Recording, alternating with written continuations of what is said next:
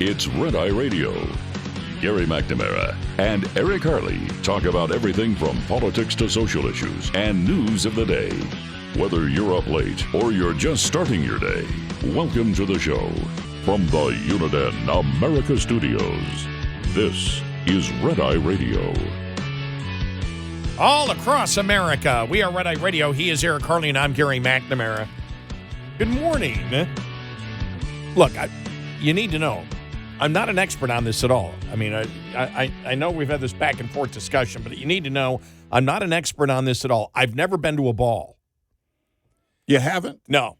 I went back through my life and I thought about it, and because this is one of the most important topics when we were on vacation last week. Mm-hmm. The whole ballroom. Yeah. And so in the past, when you and I have talked about legal things, we have had liberals call us and say, well, you're not a Supreme Court justice. They know better than you do. Mm-hmm. As if, of course, the law is something that nobody outside the legal profession is supposed to understand at all. Right. That's why I drive 85 in a school zone. Exactly. Right. Because you don't understand the law. I'm not a lawyer. Exactly. That's what I tell the cop. Right. The cop pulls me over and says, do you know why I pulled you over? What, am I, a lawyer? Look, I'm not going the speed of light. Everything is relative. Right. But I thought it was very important for people to know I've never been to a ball, and when I kept thinking of the Seinfeld episode of George going to the ball. Yeah, he had to go to the ball with the woman. He ended up going with Kramer to the ball, and I started thinking, well, have I ever been in a ballroom? Mm-hmm. I remember being in one, but it was very blue collar. It was like a gymnasium with a stage at the end that has a chandelier in the middle that they could raise and lower. Yeah. I don't know if that's actually considered a ballroom or not. Did back in the 80s, did a ballroom Blitz. Oh, yeah. Okay, all right. Yeah, I did a ballroom Blitz. A little now, sweet. Ballroom Blitz is when your defensive back goes wide, and I don't need it's a long story. But it also has to have a heavy metal band playing at halftime. It's a long. Oh my gosh! Yeah. When I first heard that last week, I just went, "Oh, we got to talk about this when we're back next week." Well, but because the left went nuts on it, Adam Schiff is talking about the fact that if you wish to run in 2028 and the Democratic side as president of the United States, you have to promise to destroy Trump's ballroom. Yeah, right. I can't make that stuff up. Right. He actually tweeted that out. Yeah. Well, look. I mean, they'll have to go in and abandon the White House. The left. We're moving to 1604 Pennsylvania Avenue. That's what we're doing. It's a much smaller place. Now, the interesting thing is when you look at the history, number one, I mean, there's no problem with this whatsoever. Wall Street Journal did a huge article on all of it, which was – and as did a number of other publications, the Washington Post editorial page coming out in favor of it. When you actually look at the logistics of it, they say absolutely you need to have a new room. You can't have tents out there. They actually said it's a security nightmare, the old one. But and we could go through the past history of presidents changing this.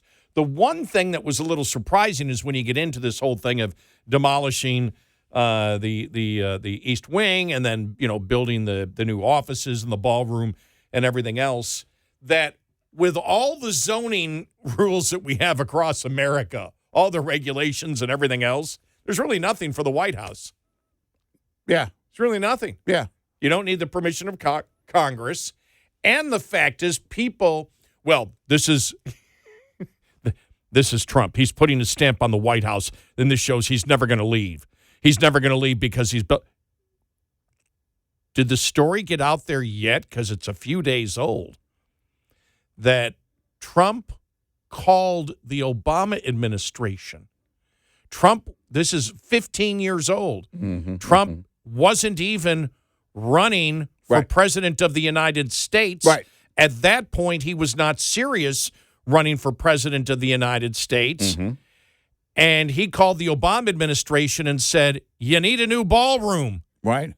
And offered to pay for it. Right. Way back then. Nothing to do with, him being president or anything. Right. He just said, this is ridiculous. You need to have a new ballroom. Now, again, from what I know, except for the blue-collar ballroom, I've never been to a ball, so I'm not a ball expert.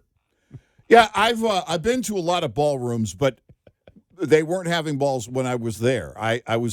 We were doing corporate things. Hold it. And that's not fun. Hold it. It wasn't a ball. I think when I went to see Tony and Tina's wedding, when I went to see that, was 30 years ago, 25 years ago? I think that was held in a ballroom. Okay. It wasn't an official ball. All right. I've never got an invitation saying, this is a black tie. This is a black tie ball, and we expect you to be there. Yeah. You are invited. I'll put it this way. I've never been invited to a ball. There were a couple of things that I went to as a Air Force brat because of my dad's position in the Air Force that we went to on base, and they were balls. But I showed up thinking we were going to play games. Of course. I don't remember wearing a tuxedo. I do remember. Oh, wait a minute. One of them, Drew Pearson, spoke at from the Cowboys. What am I? I'm sorry. What? I completely forgot about it. I was at a ball. I was at one of the biggest ones ever. What's that? I was at the inauguration ball for W. Yeah, but that was in a barn. That was. I appreciate all America's farmers for lending us a barn. I forgot. I was there. Yeah, I was at, and it was the first. But that was work. Well, no, you weren't having a ball. No. I forgot. I didn't even think about it because I wasn't invited to do it. I was covering it. I was in the pit. Yeah, I'm in the pit, like the orchestra. Sort of like an orchestra pit thing, right? Underneath the sitting on a hay bale. State. No, I was on. We did a dual broadcast with our great affiliate WMAL. Right. They also had dual banjos. And I was arguing. I was actually yelling. This was a liberal talk show host. I can't remember her name that used to work at WMAL. I cannot remember her name. And we were arguing. I'm yelling at her. 20 feet away, the ball's going. I'm screaming. What are you talking about? Now, I'm the only one there. She's back at the studio. Right. And so I'm doing it. So that's the only time I've been at the inaugural ball. What am I talking about? I am part of the elite. Yeah. While you two were yelling at each other, did you notice people putting their hands over their hearts, and the whole, say, can you see? I don't. No? I really didn't. I didn't pay attention to it because I was doing a radio show the whole time, which was not a good idea because there was so much crowd noise and music and everything else in the background. Right. And here we're trying to do a talk show going back and forth. I don't even remember what the argument was about. I remember she was a liberal talk show host at that time. This goes back, 25 years now. So not only have you been to a ball, you've been to a very important presidential ball. Yes. All right. Wow. So How could I makes forget you an that? expert. I'm an expert now. So now what do you think? I'm completely against it. Trump wants to own the country. He's a dictator. This shows that he's a king. And well, I have to throw that in there as some of the manic insanity that came from the left last week on it. And then he's going to take over, and this shows he's not going to leave, and he's going to try to change the Constitution, and he's going to stay as president for a third, fourth, fifth term. Yeah. That was fun. I think they went a little too far. The triangle office now is I thought was a horrible move. First of all, you're going to have to get, because it has to be isosceles, so you're going to have to, just designing that thing. And where are you going to put the desk? Well, I don't think it's the main White House. Yeah. Liberals will be so mad. Like, we're not living there. That'll be the next protest. The next liberal that wins the White House. Because of Trump, I'm not moving in the White House. Remember in the first Trump term, Melania, the story got out that Melania didn't like living at the White House. But come on, think about this. If you're Melania Trump and you have to move to the White House, that seriously is That's not just downsizing. That's downsizing in a big way. This building is old. Well, when Mamdani wins in 2028, the new capital will be Havana. Yeah, right. So that would be exactly. Yeah. Oh my gosh, that going on. Oh, I got some great audio of Scott Jennings, and everything else with the was it Platter, the one candidate, was it from Maine? The Nazi, the guy with the Nazi tattoo, and Bernie Sanders. Why are we so caught up in tattoos? Because it's a Nazi tattoo. Nobody cares about your tattoo. Yeah, they do. Yeah, they pretty much do. But I mean, it was pure. It was pure TDS last week on the whole ballroom thing. Oh my gosh. It doesn't end. It was just like, wow, this is really it doesn't incredible. end. And when you know the history of it, there's no controversy whatsoever. But again, this is the Democrats depending on the fact that the people that they're talking to are completely and totally ignorant about history, about what a president can do and cannot do. Right. It shows it shows how they depend on the ignorance of the people that vote for them. Look, I mean, they had to, with the last president, with their president on the left, they had to point to where the White House was when he was already there. So anything that involves a president actually making a decision about the White House, I mean, it's such a vast change, a 180 from the last president who didn't even realize he lived at the White House. Oh, He literally had people pointing the directions for him while he was standing right in front of the White House. Oh, the White House is over here, sir. Where? Right behind you. It's the big white thing that looks like a house. And now, with normal, again, as you pointed out, this is not out of the norm if you put it in historical perspective. It's just not. And now, can you imagine, because, at one point we didn't have a White House. Can you imagine that were the case, that it were still the case that, I don't know, each president lived in their own home state, right? And we just set up a small mansion, like a governor's mansion kind of thing, in their home state, and that's where they were. And then Trump came in and decided to build a huge White House in the nation's capital. They would lose their ever-loving mind. Oh, my gosh. It would just be insane. But this is, it goes beyond, it is TDS to the fullest. It is so bad right now, but it goes beyond that. It's also we don't want to do anything that's American and preserving, a historical building, really. If you think about it in that sense, the White House, and also, again, as you point out, making it more secure, and a ballroom that should be a showplace when we're, I'm thinking of these peace deals that the current president, the President Trump, is signing. The left just hates that. They just hate that he's doing this. And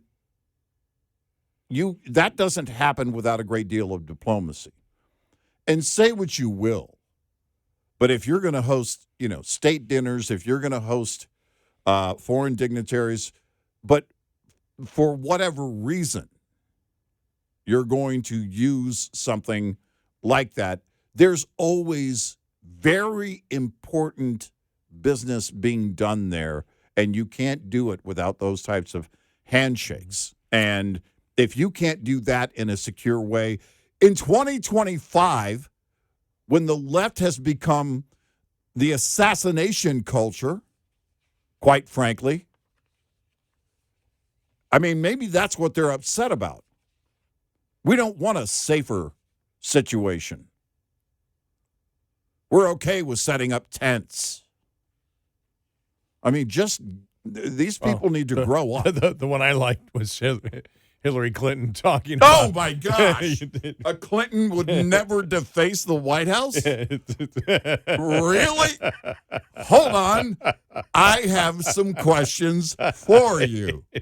In fact, let's talk about the Oval Office. not even the East Wing. Yeah, right. The actual Oval Office. Let's just talk about the Oval Office.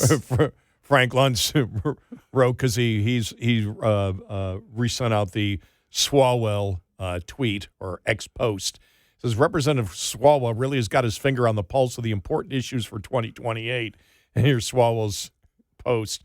Don't even think of seeking the Democratic nomination for president unless you pledge to take a wrecking ball to the Trump ballroom on day one. October 25th. Representative Eric Swalwell. Right. Well, what else? I mean, and anywhere else Trump, the office that he used too, and just they do a total demolition of the White House. Oh my God! And speaking of that, they make it a tiny home. I think it was over vacation. You know, the controversy over the Obama Library. Yeah, in Illinois, in Chicago. Yeah, right. And I saw it. Do you see the building? Yeah. It looks like, and I forgot which movie portrayed it that way, but because there were a couple of Disney movies on it. But A Wrinkle in Time, the Camazotz headquarters, if you know the book. Yeah. I'm looking. It's like looks like sort of the Capitol building, which looked like a prison on Camazotz from A Wrinkle in Time. I'm like, oh my God. That's funny. That's funny. Oh my gosh. Oh, we gotta. We got some stuff today. We really do. Yeah. It's the TDS just continued, and has no sign of slowing. 866-98 Red Eye. Brought to you by Hot Shot Secret. Hi, I'm Jen Loomis, a transport safety expert at JJ Keller. Drivers must always be prepared for a roadside inspection. This means drivers should always have their personal, vehicle, and company credentials organized and ready. The top 2 violations written against drivers every year are log, general form and manner, and log not current. Both are completely avoidable if the driver keeps the log accurate, compliant, and current at all times. Having the vehicle ready for inspection involves the driver conducting daily inspections and making sure any problems that are discovered are immediately corrected. Vehicle readiness also requires the company to make sure that the vehicle is current on all scheduled maintenance and that the maintenance schedule is adequate. This will make sure the driver is being given a sound vehicle to start with. This tip was brought to you by JJ Keller and Associates. Visit us at jjkeller.com. Coming up, more with Gary McNamara and Eric Harley. It's Red Eye Radio.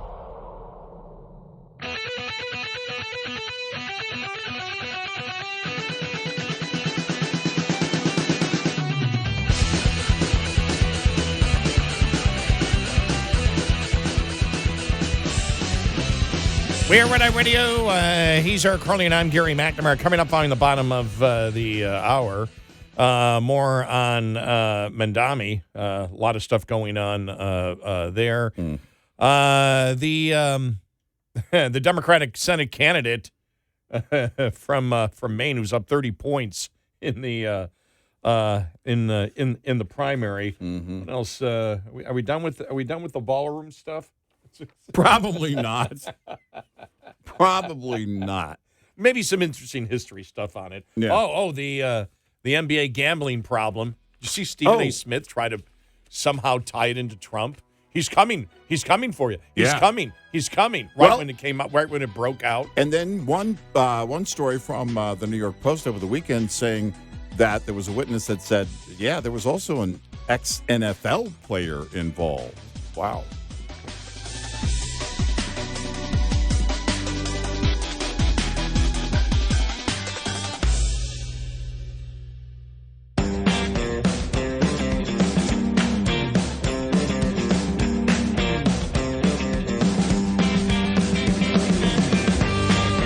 Listening to Red Eye Radio from the Uniden America Studios.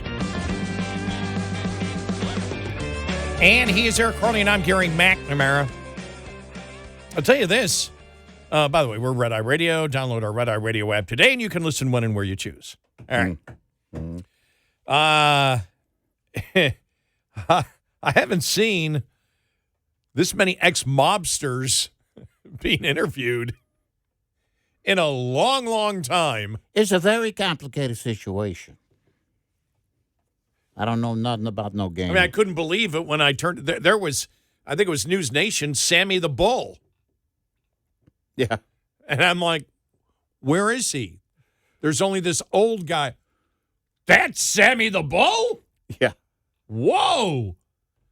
Well, I guess that was 35 years ago, wasn't it? Right.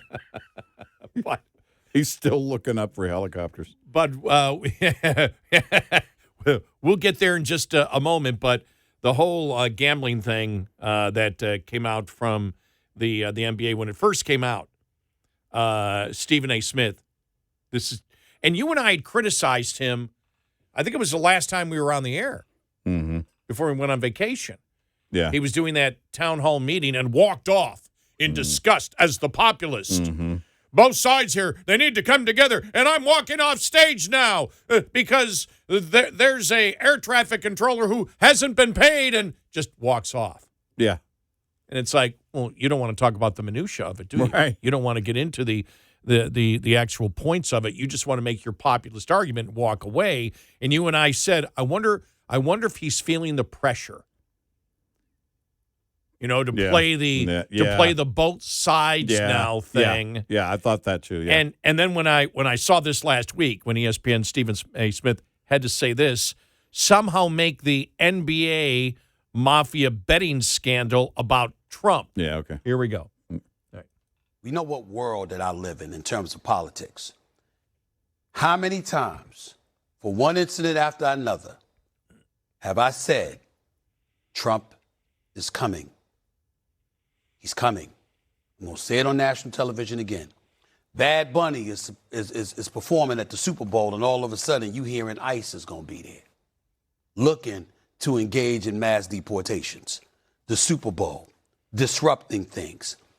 Big night for the NBA. Wembanyama put on a show. That has now been smeared because we're talking about this story, okay? Remember, Trump has a long, long history connected to the world of sports because he had those casinos. Where do you think folks were coming half the time? I'm not talking about individuals. I'm talking about the culture. When people want to go to a casino, when people want to gamble, when people want to party or whatever the case may be. This was his kind of connection to that. Why am I glad you're here, Monica? Because don't be surprised if the WNBA is next on his list. The hell is he talking about? What? Wow. Man. You needed a lot of materials to build that bridge. And as was brought up, we already knew about this back during the Biden administration. Right. That they were looking into it. This has been going back years. Yes. And the interesting thing is, you know who wasn't surprised at all? All the ex-mobsters. Right. They were like, well, duh. Well, I mean, there's been, and there's also, I was talking to my dad about this the other day, and it was the day that it broke. I was actually visiting with my dad. I said, and he goes, I wonder how wide this goes. I wonder how big of a problem. I said, well, it's kind of, with the populist sports fan, there's always been this, it's all rigged thing. They're all in cahoots. It's all one big money machine on and off the books. That's been going on for the longest time. So it's really hard to know what's true and what isn't. You always hear from that game was rigged. They're paying the officials. They're getting whatever. If they were to really do investigations, there's no telling how much we would find. Because I look at if you're talking about like a poker game, right? This actually has played out both in real life and in movies before. There's a movie called Molly's Game. Mm-hmm. Great movie. Watch the movie. It's a very interesting story.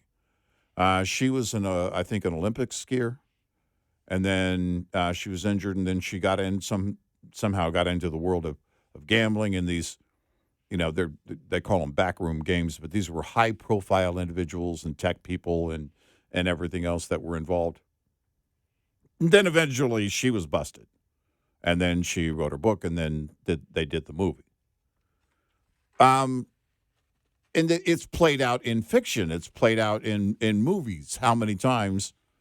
And now that other story that came out over the weekend, where there's one guy that said that he and his buddies were taken for $1 million, and at that game it wasn't an ex-NBA player that was there; it was an ex-NFL star.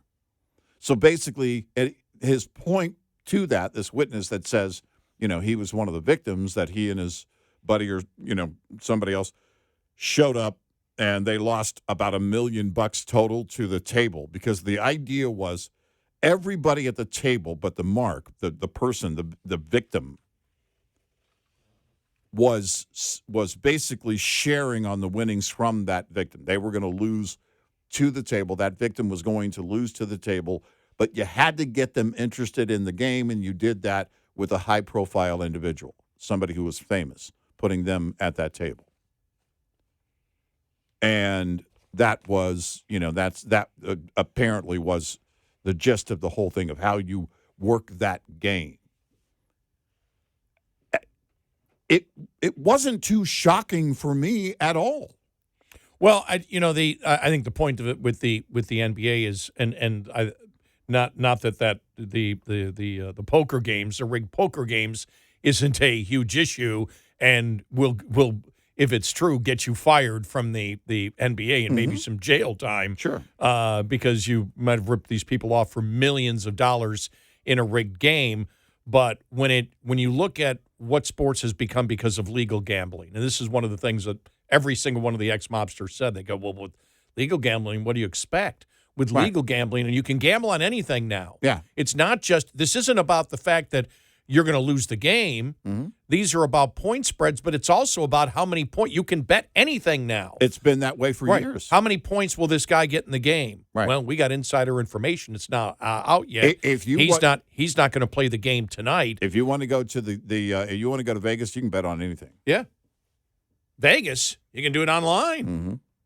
It was funny because somebody I know was talking about it, and then when I woke up, I looked and he had sent something out to me. I didn't even read it, where he bet on one of the personal performances from somebody in one of the games yesterday and won. Mm-hmm.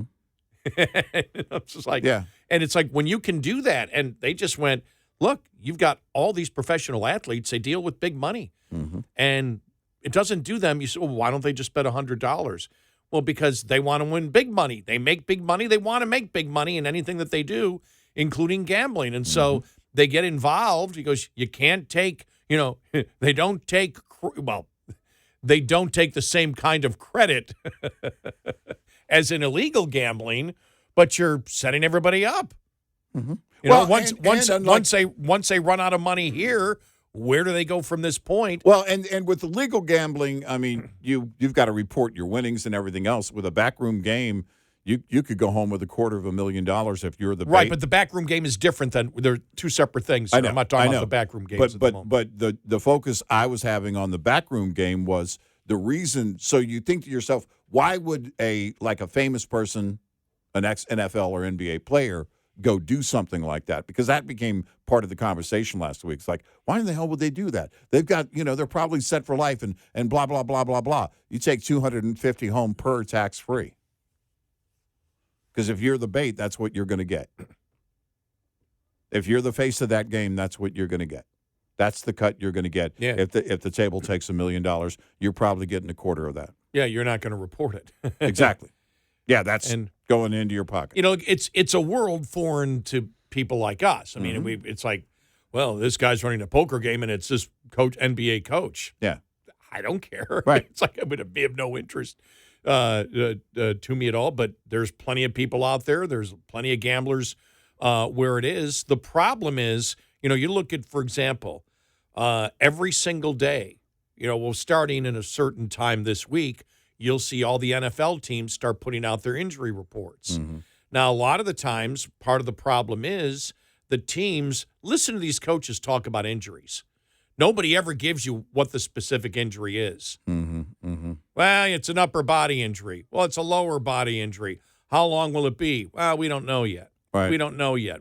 They don't want the next team to know what's going on. Yeah. But there are people inside the organization that know what's going on, and they give that tip to bettors. Yeah. Which is technically insider trading. Mm-hmm. It's illegal for them to do that. But and I saw yesterday the NBA, we're gonna have to have proper better reporting, but you're never going to get the better reporting. Every coach is always going to try to get the edge on the other coach because their concern is not is not the gambling portion of it. Right. That's not their only goal is to win the game. Mm-hmm. The coaches and the players, but the coaches want to win the game. The management that puts out the injury reports, whatever, they don't want the next team to know what's going on or who's going to play, and that's why right up to the last second in NFL games yesterday, probably everyone was they look an hour and a half. I think it's an hour and a half before where they list the people that might have come off the practice squad and they brought them up, and then they decided, okay, they're not going to play. There's like 6 players that sit, even if they're part of the active roster. All that is a part of the juggling and making the other team guess what you're going to do, but it also has just created this prime betting soil for everyone since you can bet on anything. How many touchdowns will this guy have? How many runs will he have? How many times will he carry the ball today? How many passes will this guy throw? Will he be over 50% or under 50%? I guess that would be ridiculous. 60% or under 60% in throwing today. Mm-hmm. They bet on everything, so you've just expanded the possibility of not actually rigging a game, but rigging the bets. Yeah. Yeah, you've got a greater incentive, in fact, on the inside to do that. There's a greater incentive on the inside from any position. Anybody in any position in any organization, there's a much greater incentive because of legalized gambling. But frankly, it's always been that way with backroom gambling, calling a bookie. Oh yeah. You could bet on anything. Again, Vegas. You didn't have to be in Vegas to do that. It's been this way for the longest time. And it came as no surprise to me. I just thought, well, yeah, of course. Gambling in sports, that's actually, to me, it is a now seems like a natural pairing because it's been going on for so long. For example, the Bills game yesterday, they beat Carolina 40-9 was the score. Mm-hmm. And their running back, James Cook, had over 200 yards. Mm-hmm. I saw some of the highlights, and I was thinking to myself, it's like they're not even playing defense. Buddy of mine texted me, said, well, yeah, the reason it is because the Carolina defense was in contact with the 4 New York City crime families last week. Well, for instance, yesterday I placed a bet on how many fingers Jerry Jones would use when he waved to the crowd after the game.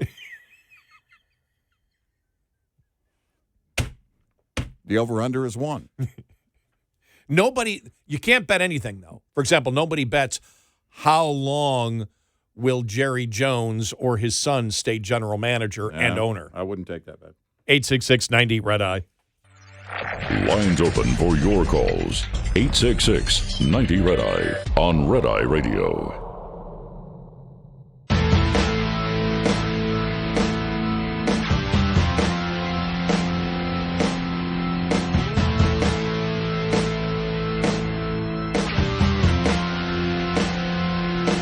We are Red Eye Radio.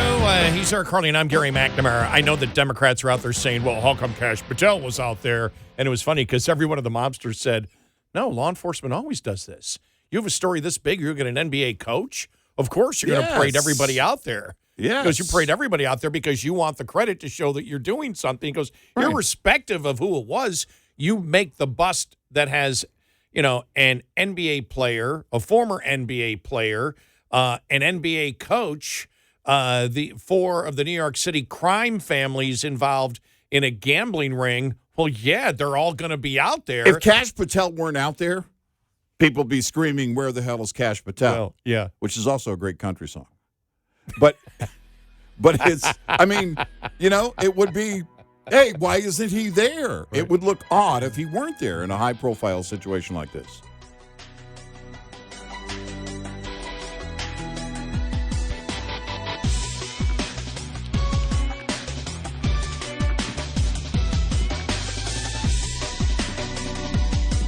Top of the Hour News is brought to you by House Products. Visit houseproducts.com. This is Red Eye Radio on Westwood One.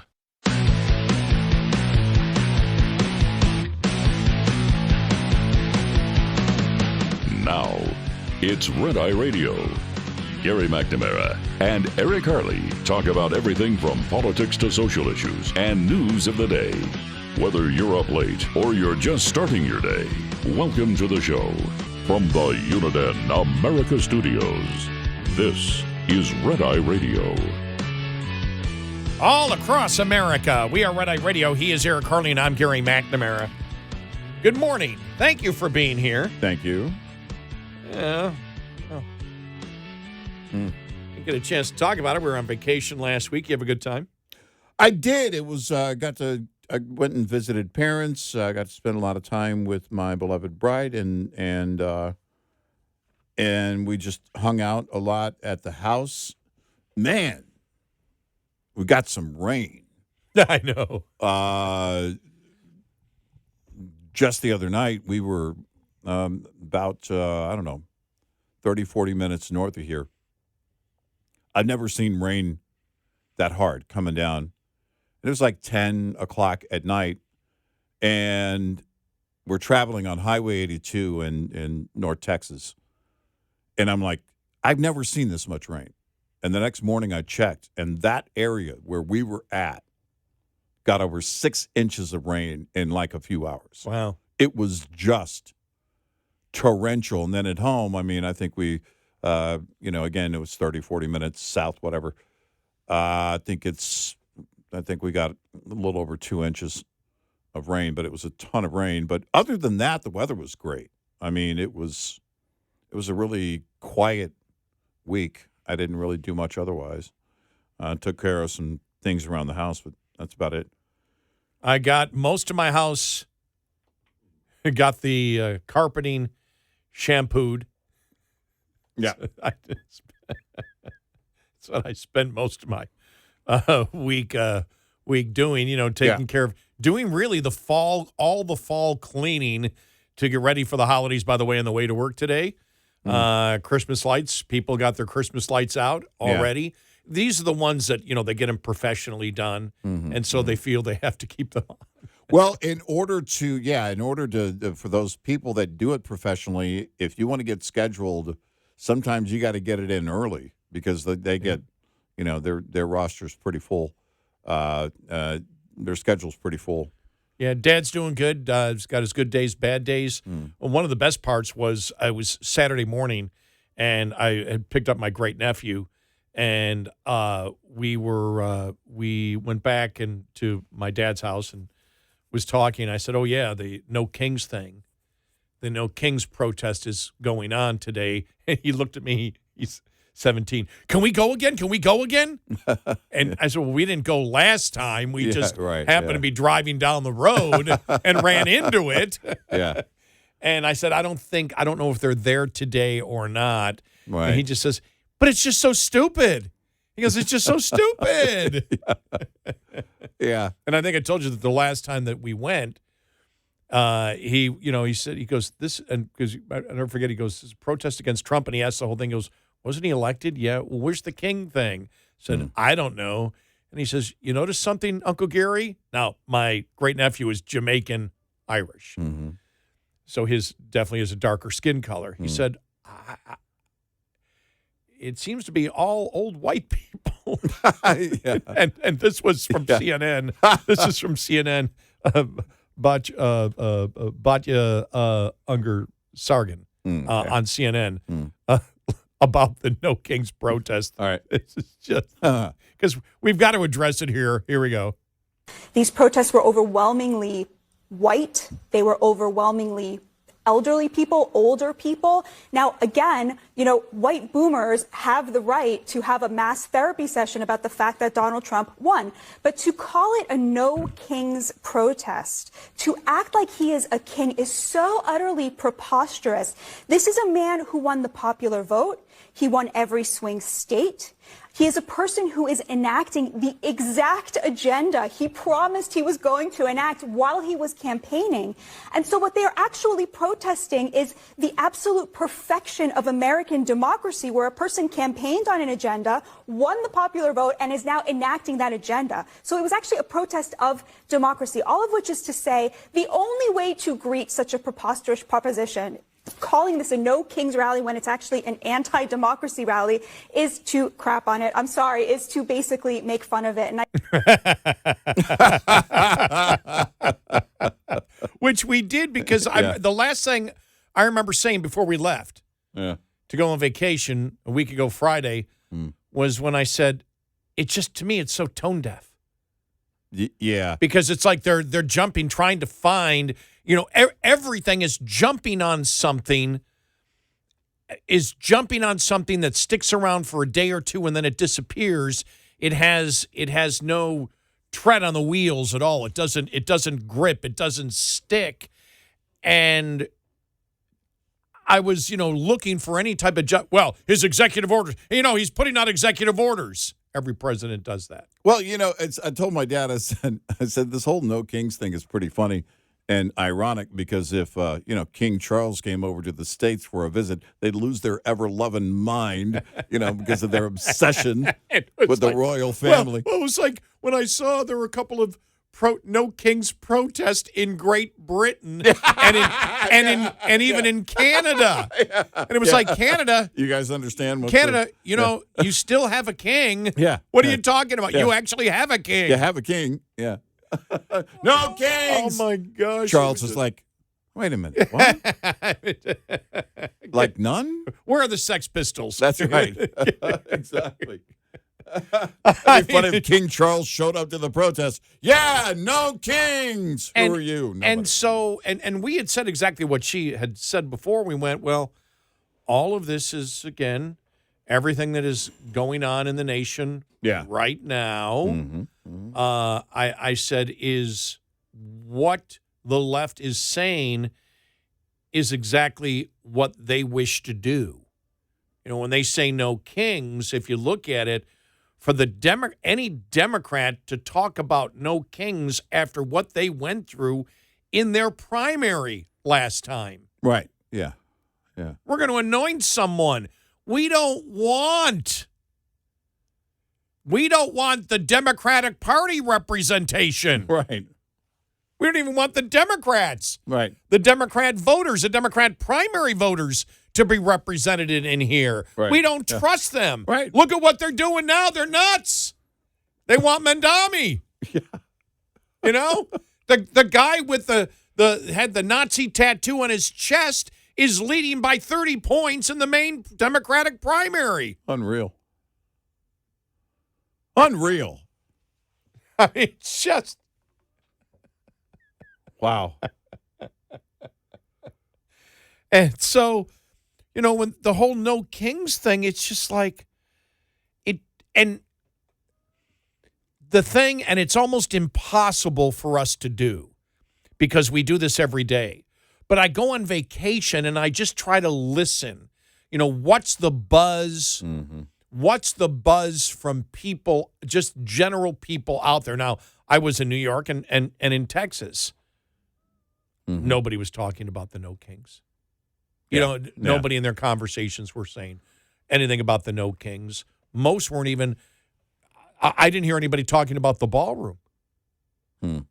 Yeah. Outside of social media, I'm talking about outside of social media, just in the day-to-day things that you do, nobody's talking about these things. Right. Social media is all over it. It's really interesting because it's almost like you're in two separate worlds. Well, yeah, it is because they're trying to start it seems to me like they're trying to start the fire, right? Try and get it going so that everybody's talking about it. And they can't do that. This is why when it comes to these protests, they have to be highly organized and highly funded. This is why, and we know now, that a lot of the people, not everybody, but a lot of the people that show up are paid to be there. You know, and what did the one guy say that was part of the organization to hiring people to go to the protest? He goes, well, they need to be reimbursed for their time. Like, oh, shut up. Well, because I was in Western New York and very busy, the only thing I really saw was the local coverage on it. Mm-hmm. And these young reporters are completely clear, just like, right. Why are you here for the No Kings protest? And you did not get. And again, probably I saw 10 different people interviewed over a period of 3 different news stations in New York where I was, right. Probably over an 18-hour period. So maybe 10 people they interviewed, a total, maybe 12, whatever. Not one could articulate why he was a king. Right. Well, because he does stuff that, that a king would do. Like what? Mm-hmm. Well, some of the stuff that he's doing just is wrong. Like what? Expand further. Well, like he's just doing stuff that's I really can't tell you exactly what it is, but I know it's wrong. I told my dad, I said, man, I would have paid good money if President Trump that entire day had worn a crown. Just wear a crown. Don't say anything. Just put a crown on. Just that one day, all day, and go out to the media. It's just a hat. I'm just wearing a hat. And the crown says, "Make America Great Again." But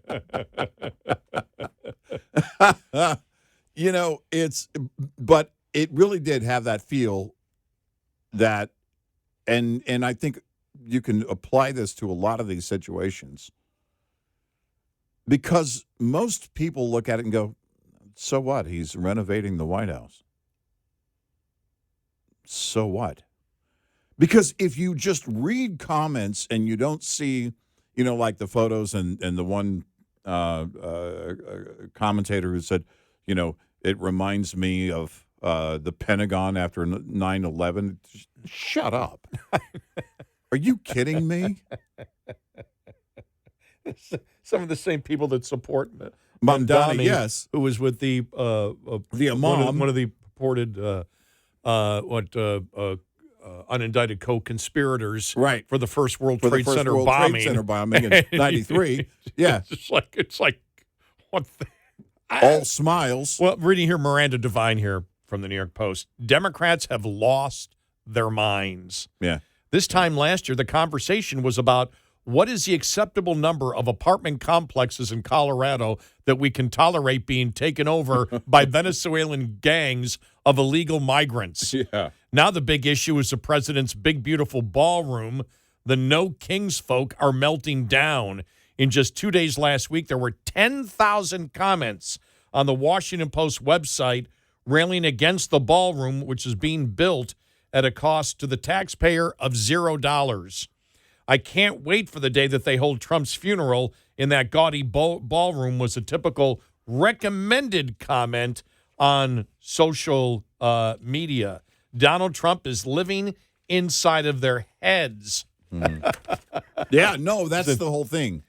I really think it is I think it's just this obsession where they don't know how to stop.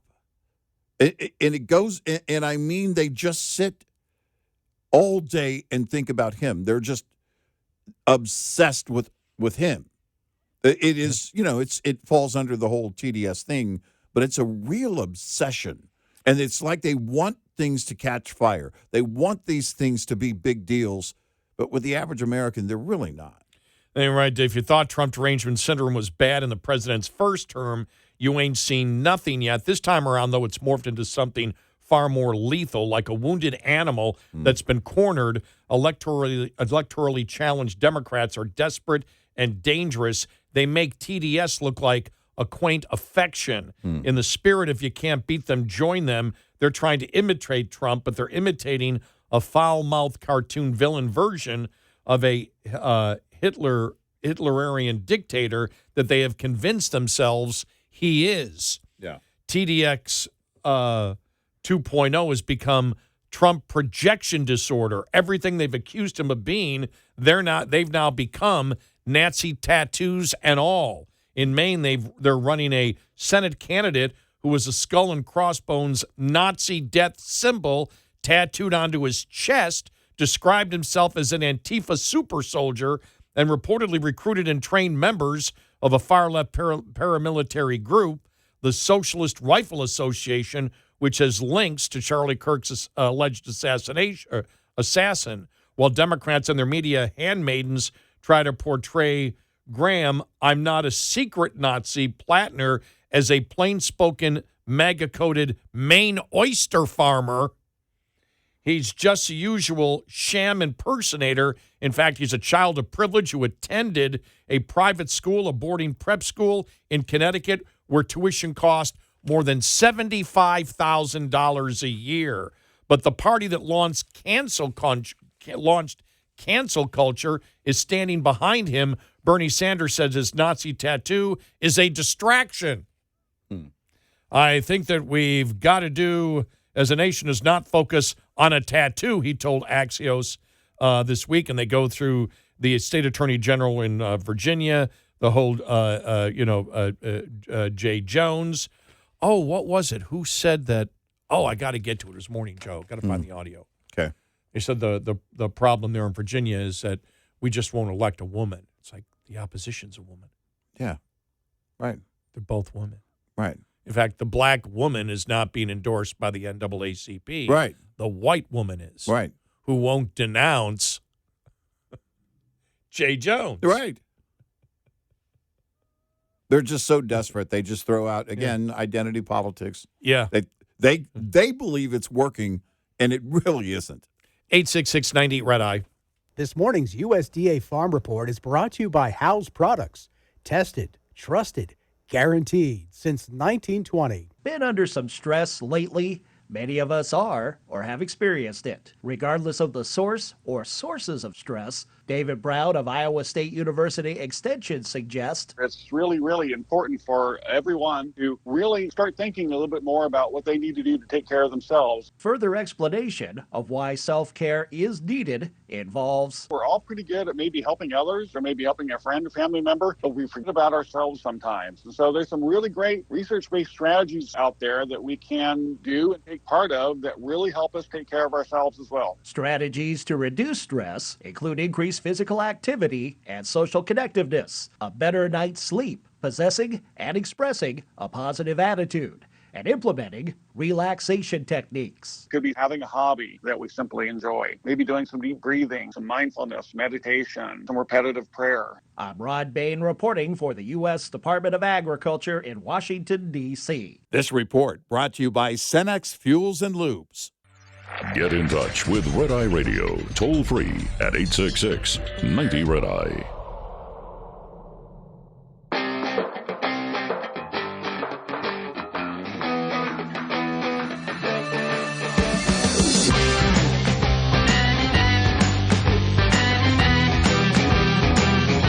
We are Red Eye Radio. He's Eric Harley, and I'm Gary McNamara. Welcome and good morning. So this one article in the New York Post, which was Miranda Devine's column, because think about this. Think about all the Nazi imagery that the media, and we'll get to this here in just a moment following the bottom of the hour. There's a great article in National Review about it, how the media always tried to portray anything that the Republicans were doing, or so much, not everything, but so much what Republicans were doing with Nazi symbolism that they had to really, go to unbelievable stretches that made no sense at all.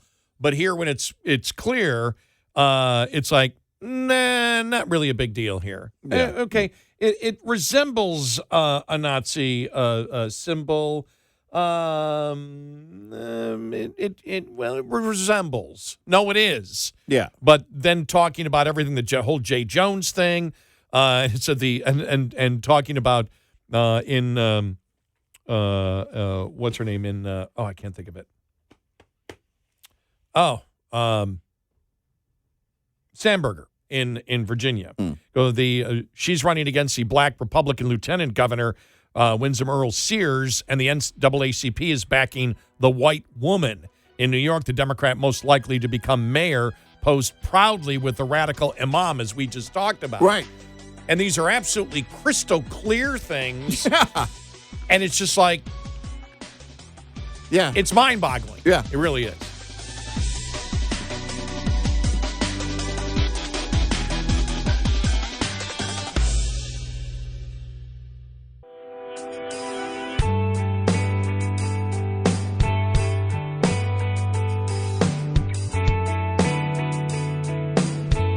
Catch Red Eye Radio live every night on the Red Eye Radio app. Available in the App Store. Red Eye Radio. And he's Eric Harley, and I'm Gary McNamara. Welcome and good morning. Yeah, it's just so crazy. This was Beckett Adams in National Review. The media's Nazi symbol hunters take a holiday.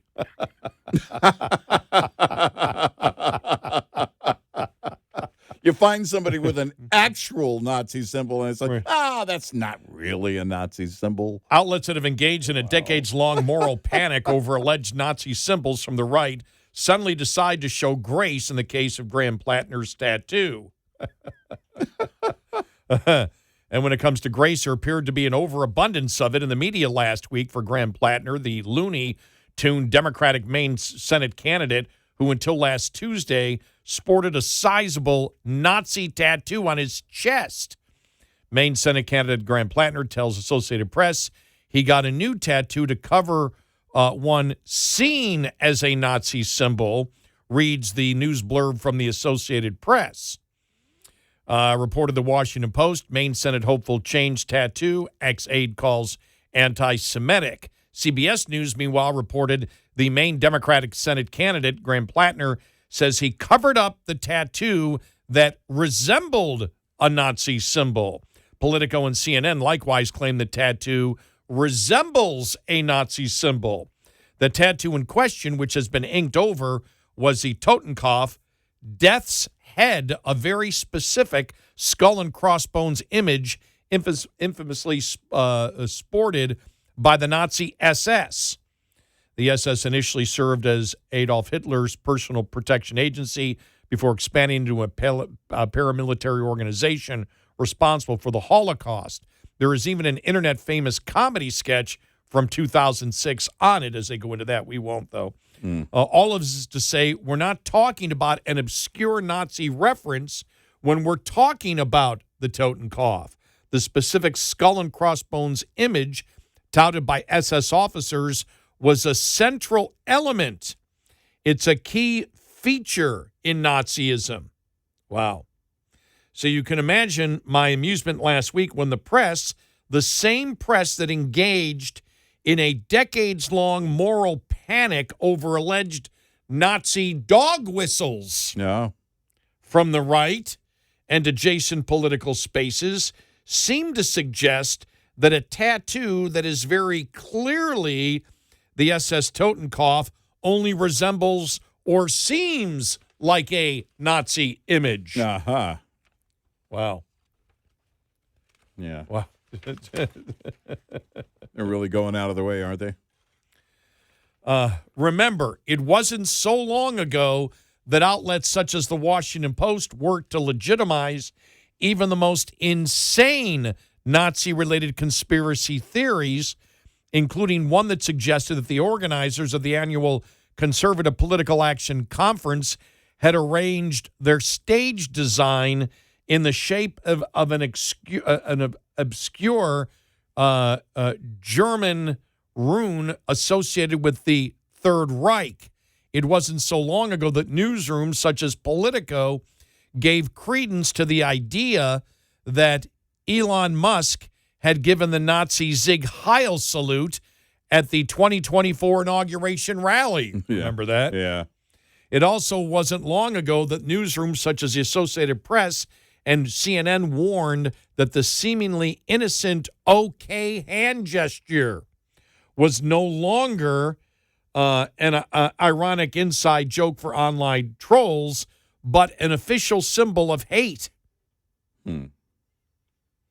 It wasn't long ago that we faced a mountain of news stories sincerely questioning whether Defense Secretary Pete Hegseth's Jerusalem cross tattoo is actually Christian or Nazi symbolism.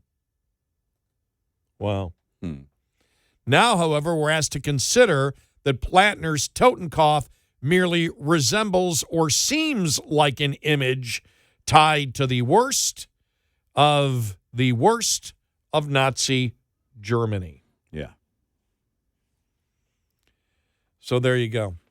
Now, of course, Scott Jennings had to get involved in all of this. Yeah. Not just this, but everything that we've been talking about, everything that happened last week from Mamdani.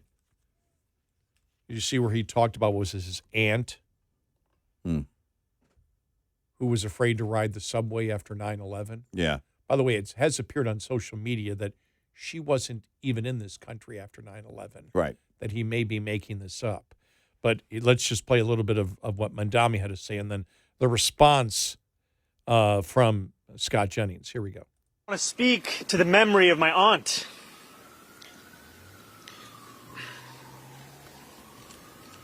Who stopped taking the subway after September 11th because she did not feel safe in her hijab. Today he has his press conference. I watched a chunk of it. I didn't hear any words for the victims of 9/11, but he found the real victim, his aunt. Is he? You know, I mean, the victims of 9/11 were in the Twin Towers. Those were the victims. Is the implication here that he has to answer for the terrorists who attacked 9/11? No, I think if you're going to have if you're going to run for mayor of New York City, or have any position in New York City, and you're going to talk about 9/11 or invoke 9/11, you darn sure better start with the people who died in the Twin Towers. That's what I think. And he didn't do that. And he kind of, you know, he made it about his experience and his aunt and all this. My advice would be, if you're going to want to be the mayor of this town, and by the way, he's probably going to win. That moment in our history, you cannot lose sight of what happened. People died in those Twin Towers. They did not deserve to die. We did suffer a terrorist attack. And we can't really forget the moment.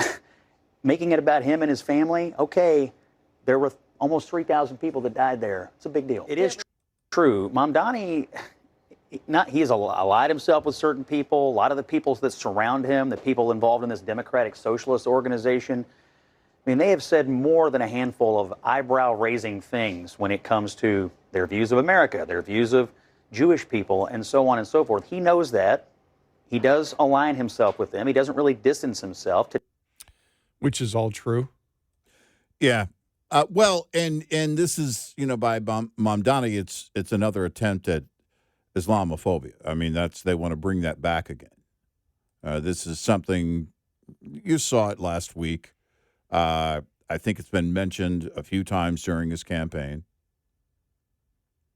You know, and the fact of the matter is the focus has been really, from the right, the focus has been the policies that he's promoting.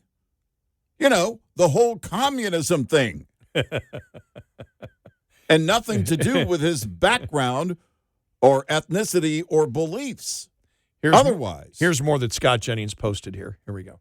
30 points. Well, I think getting that's why a he Nazi needs to get tattoo. out. Getting a Nazi tattoo made him more popular. I don't think it made him more popular among Democrats. You've got a guy running for attorney general in Virginia who wants to murder Republicans, and he raised $500,000 off people of it. have also You got said- Nazi tattoo guy in Maine. I sat out here for a year, 2 years, listening to every Democrat at this table say, Donald Trump's a Nazi, Elon's a Nazi, and your party is now in love with a guy with a Nazi tattoo who trained a left-wing paramilitary group and called himself an Antifa super soldier on the internet, and he's going up every day. Good luck getting him out.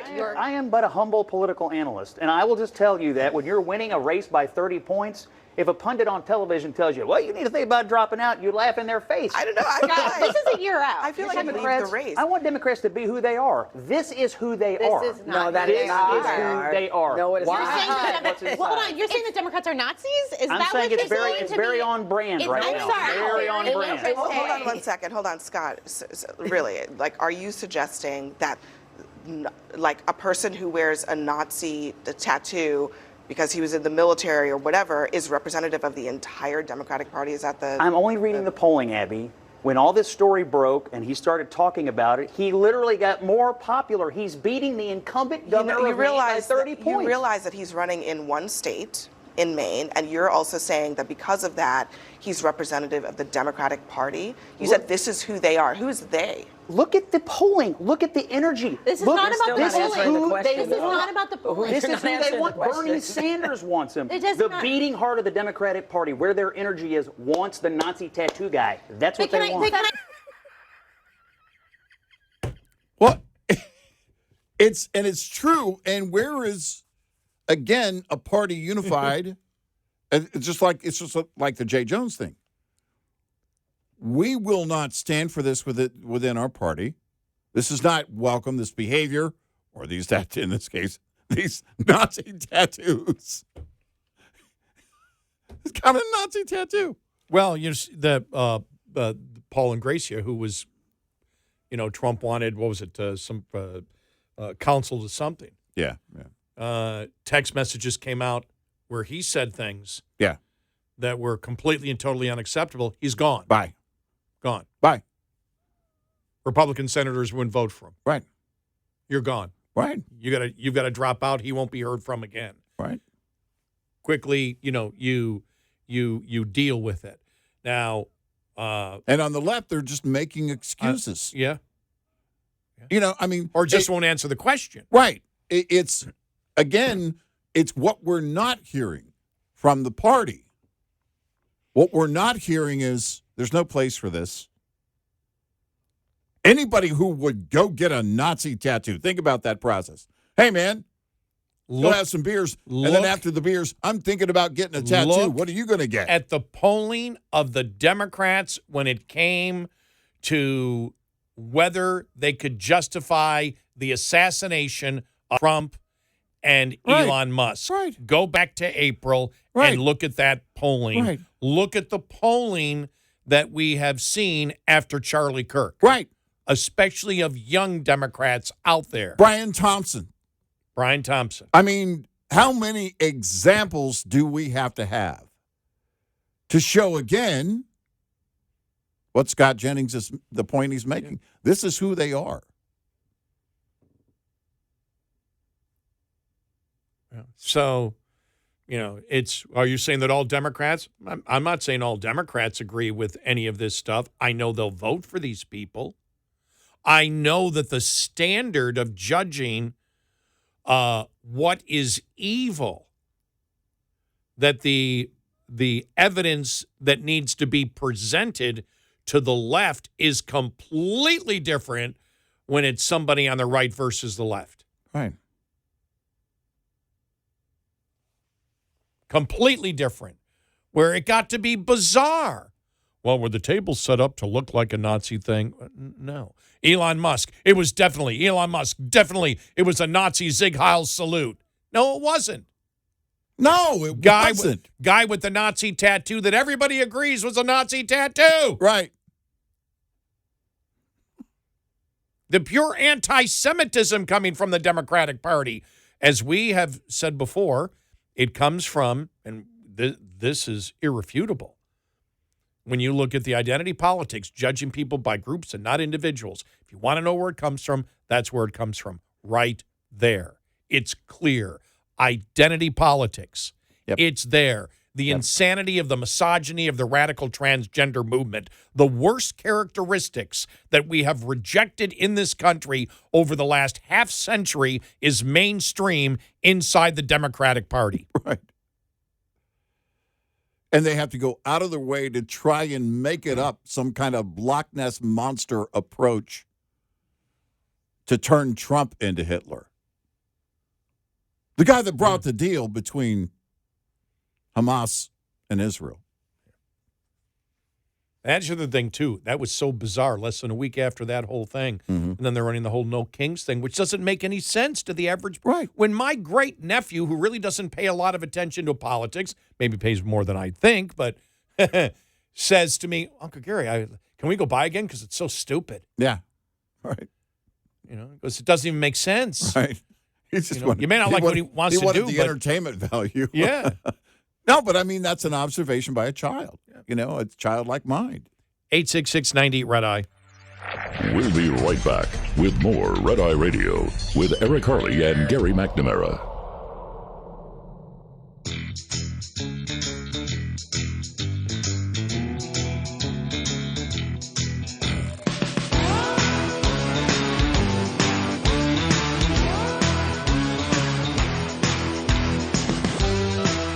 We are Red Eye Radio. He is Eric Harley, and I'm Gary McNamara. Welcome and good morning. Still, my favorite is Swalwell demands that any 2028 Democratic candidate vow to destroy Trump's White House ballroom project. So I cannot wait.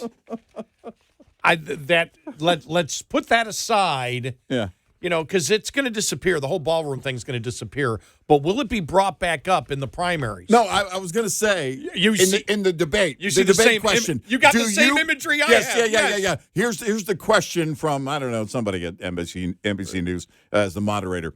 Do you pledge, if you win, to implode the Trump ballroom day one? Right. Well, I can't say. Well, he's out. His numbers tank.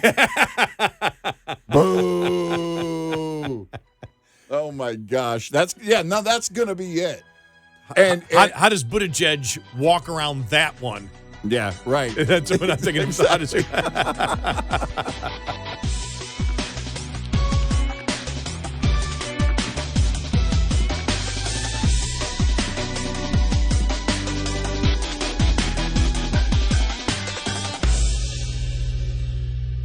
This is Red Eye Radio on Westwood One.